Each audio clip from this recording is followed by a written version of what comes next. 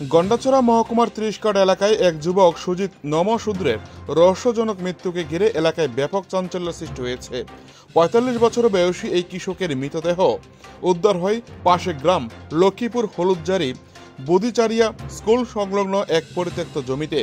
ঘটনার বিবরণে জানা যায়, গত রবিবার প্রতিদিনের মতোই কাজের সন্ধানে বাড়ি থেকে বের হন সুজিত। সন্ধ্যা পেরিয়ে রাত হলেও তিনি আর বাড়ি ফেরেননি। পরিবারের লোকেরা প্রথমে ধারণা করেন হয়তো তিনি কারো বাড়িতে বেড়াতে গিয়েছেন। এর আগেও তিনি হঠাৎ করে ১ থেকে ২ দিনের জন্য নিখোঁজ ছিলেন, তাই প্রথমে নিখোঁজ ডায়েরি করেননি পরিবারের সদস্যরা। তবে মঙ্গলবার সকালে স্থির চোখে পড়ে পাশে গ্রামের একটি জমিতে পড়ে থাকা অচেতন দেহ।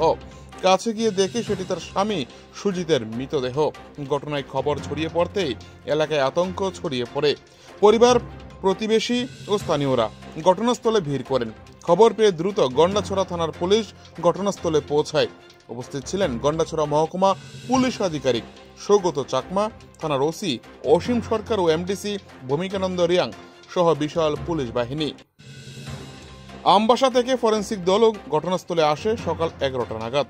মৃতদেহে পচন ধরায় সেখানে প্রাথমিক ময়নাতদন্ত করা হয়। পরে মৃতদেহ পরিবারের হাতে তুলে দেওয়া হয়। পরিবারের দাবি এটি নিছক দুর্ঘটনা নয়, বরং পরিকল্পিত খুন। তাদের অভিযোগ, মৃতদেহের চোখ, মুখ ও কানে আঘাতের স্পষ্ট চিহ্ন রয়েছে।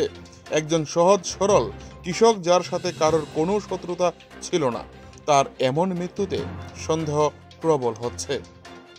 গন্ডাছড়া থেকে নিজস্ব প্রতিনিধির রিপোর্ট, টিভি 100 বাংলা। আমার নাম পার্বতী নমশূদ্র, বাড়ি ৩০ কাঠ লক্ষ্মীপুর। রবিবারে সকাল ৮টার দিকে বাইরেছে,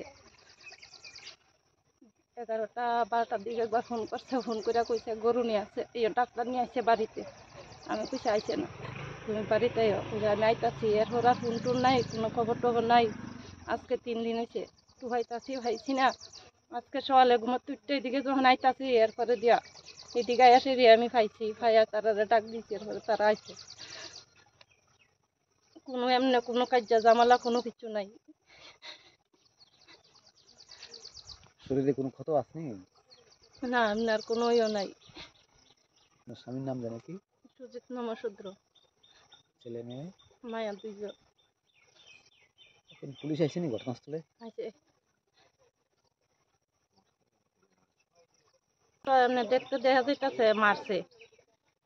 কানের এই জায়গাটি দিয়া স্পট আছে, চোখ একটা বাইরে গেছে গা, দাঁত ভেঙে গেছে গা, হাতের এই জায়গাটির মধ্যে ইয়ে আছে, বান্ধের ইয়ে আছে।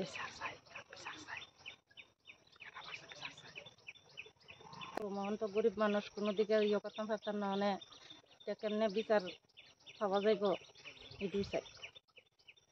এদিকে পাওয়া গেছে। কোন জায়গাতে? বুদ্ধ নার্সারি গেছে না, ওইদিকে স্কুলের সামনে।